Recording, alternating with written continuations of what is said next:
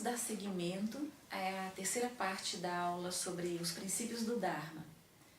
E vamos falar sobre um ponto extremamente importante, que é a questão do mundo visível e invisível, ou seja, como que os lokas se relacionam entre si. Bom, o nosso Jivatma, ele circula pelos planos, ou seja, aquilo que é real em nós, nosso ser, nossa mônada, ela tem uma manifestação em cada um desses planos. Significa que nós temos corpos, veículos com os quais temos uma expressão nesses planos.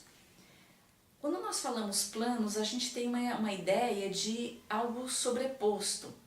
Falamos isso apenas para facilitar o entendimento, mas na realidade os planos estão aqui e agora.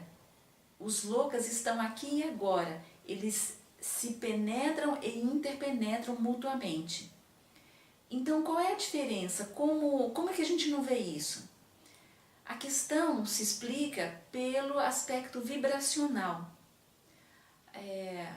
Quando o universo se forma, quando uma galáxia se monta, e então as três forças primárias, no caso da mitologia seriam Brahma, Vishnu e Shiva, projetam os seus atributos através da sua Shakti, então isso se dá num processo progressivo de densificação.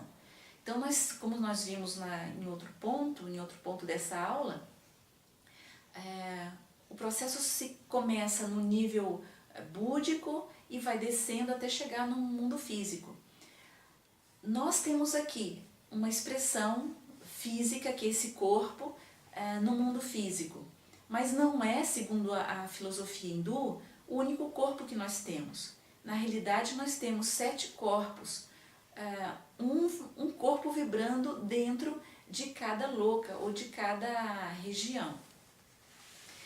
E outro ponto é que, como é uma questão vibracional, dentro de cada loka, de cada plano, existem vibrações diferentes também, níveis vibratórios diversos. Cada nível vibratório corresponde a uma sub-região dentro desse plano, que é o loka. Então, há em cada loka várias, vamos chamar de universos paralelos. Eles são invisíveis uns para os outros justamente por conta da questão vibratória. Agora, o que caracteriza os lokas, de um modo geral, é essa questão da multiplicidade dos universos. Esse multiverso, onde em cada região existem formas de vida, expressões de vida, que por vezes são desconhecidas umas para as outras, ou seja, umas não têm consciência, percepção delas. O nosso caso não é diferente, então vamos pensar na questão do ser humano. O que não nos permite perceber toda essa variedade que existe na criação. Então vamos pensar assim, que uma galáxia não é só aquilo que é visível para nós, sóis, planetas, mundos diversos, luas. Não, existe dimensões paralelas a esse mundo físico, onde existem vidas, civilizações, povos inteiros habitando ali, e formas diferentes de vida. Daqui vemos até no mundo físico, desde os insetos, passando pelas plantas, animais, até a forma mais elaborada de vida que conhecemos, que somos nós, os seres humanos. Então, nessas outras dimensões, há toda uma variedade de espécies, de seres, de vidas se processando. Muitas vezes essas formas diferentes de vida, essas espécies, são colocadas dentro dos mitos como criaturas fantásticas, seres celestiais ou demoníacos, vampiros, enfim, formas de vida que são muito diferentes de nós, mesclas humanas, animais, enfim, toda uma variedade. Do nosso ponto de vista humano, pareceriam coisas inventadas, mas será que tudo isso é só invenção? Será que tudo isso não carrega um quê de verdade? E a questão seria que nós simplesmente não temos um conhecimento e uma percepção daquilo? Bom, dentro da mitologia hindu, dentro da filosofia hindu, como se explica essa falta de percepção de tantas dimensões diferentes? Os hindus colocam que a questão se explica pelos níveis de consciência ou pelos estados de consciência. Então eles falam que existem 4 estados de consciência e eles também funcionam dentro de um processo de gradação vibratória. O estado de consciência mais baixo que existe é o estado que eles chamam de Sushupti, que é o estado onde o ser ele vive pelos seus instintos, se dá por satisfeito por isso, não tem questionamentos, não pensa em nada que não seja, ou não tem interesse em nada que não seja a satisfação de instintos. Então ele vive para satisfazer instintos e se basta com isso. O nível de consciência aí, digamos, é extremamente baixo, praticamente inexistente. Há um segundo estado de consciência, que é chamado de Svapna, onde há uma certa percepção, um certo nível de consciência, mas ele é muito pequeno, ele nos dá uma percepção de estados interiores, de estados mentais e emocionais, uma certa crença em seres superiores, uma noção de divindade, vamos dizer, crença e fé. Há uma diferença entre crença e fé, mas vamos viajar no meio desses dois termos por enquanto. Nesse nível de consciência, que é o que corresponde à grande maioria de nós, os humanos, os seres da humanidade atual, vemos dentro desse estado toda uma questão ligada a fantasias, ao sonhar acordado, aos condicionamentos, ao que recebemos na infância, os padrões de conduta, a educação que recebemos do meio em que vivemos, enfim, todo esse cabedal de influências e de situações que nos dão um sentido de realidade, entre aspas, mas que pode mudar, como muda uma opinião. Então, são percepções que, na realidade, elas são muito carregadas de ilusões. Também eles falam sobre um terceiro estado de consciência, que é chamado de Jagrati. O Jagrati, ele já é um ponto a mais, é um nível a mais de consciência e é próprio daquelas pessoas que procuraram por um processo de autoconhecimento, por uma disciplina interior no sentido de ter uma percepção a mais da vida, além do nível tridimensional. Essas pessoas trabalharam sobre si, vamos dizer assim, vamos usar esse termo, um trabalho sobre si, e ampliaram o seu nível de consciência para um nível além do normal, poderíamos chamar de uma autoconsciência, uma sutilização e uma percepção já de outras dimensões, uma noção de outras formas de vida, de outros níveis de vida, não é? E tudo isso baseado numa disciplina que vamos chamar de espiritual.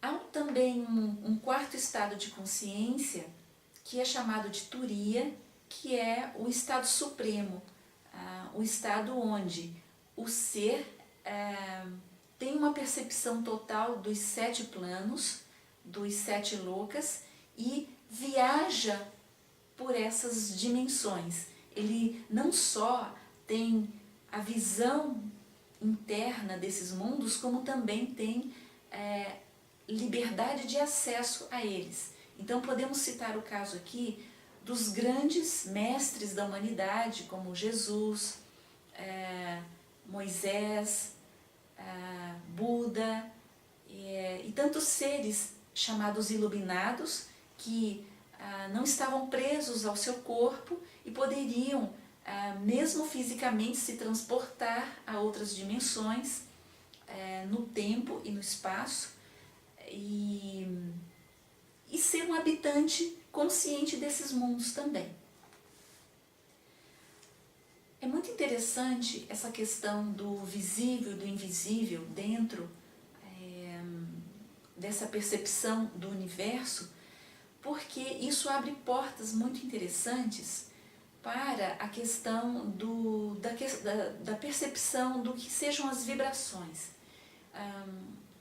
A mitologia hindu, aliada à filosofia, ela tem um caráter extremamente prático, porque ela tem exercícios, ritos, todo um conjunto, toda uma disciplina que é chamada de sadhana, que permite a nós, seres humanos, um crescimento anímico e espiritual que leva em consideração a melhoria vibracional dos nossos corpos. Então, dentro da filosofia hindu, vocês vão ver e perceber como se dá muito valor aos chakras. Então, os chakras, eles são centros de energia ou órgãos energéticos que nós não temos no corpo físico, mas temos conexões ou um relacionamento entre esses chakras com aspectos do físico, que são as glândulas endócrinas.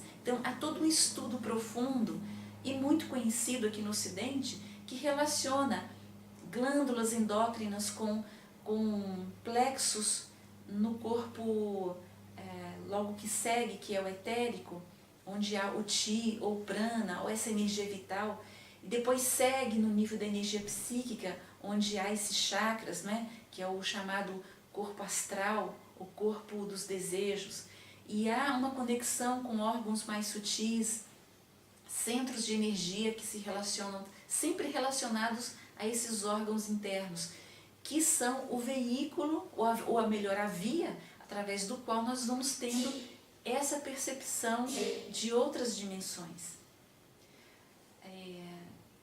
Aqui no Ocidente, nós temos, por vezes, um desligamento dessas questões, e o que nos resta em termos assim, de buscar uma melhoria vibracional são as terapias que nos chegam, as terapias alternativas, e com grande valor nessa questão vibracional está a psicanálise.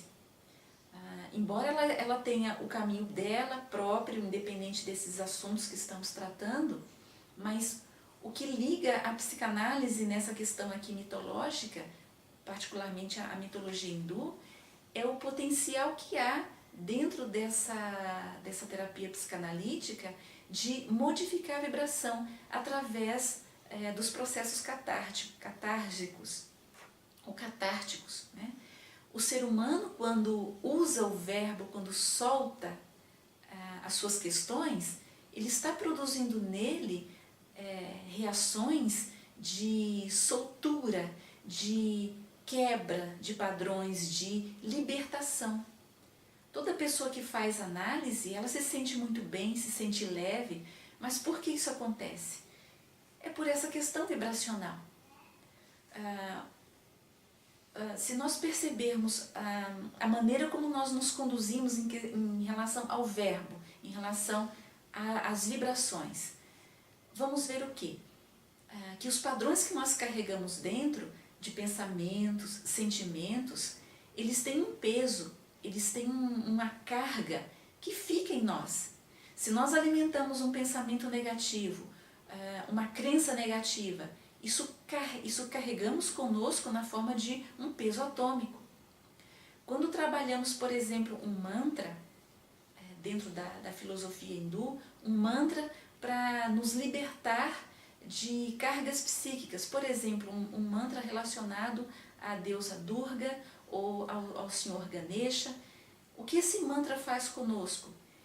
Ele vai ressoando e rompe com essas estruturas, provoca em nós certas crises, inclusive, certas percepções conscientes que nos faz rever aquelas crenças e nos recolocar em outro padrão de comportamento. Então, há muito benefício para a psicanálise, por exemplo, é uma via de trabalho com as terapias alternativas e com o uso da filosofia, mitologia hindu. Há muito elemento prático ali dentro do tantrismo, do yoga, com todo o trabalho de exercício respiratório, de movimento físico, de posturas, asanas, né, como são chamados lá, e mantras, para que a gente possa produzir uma transformação, um efeito.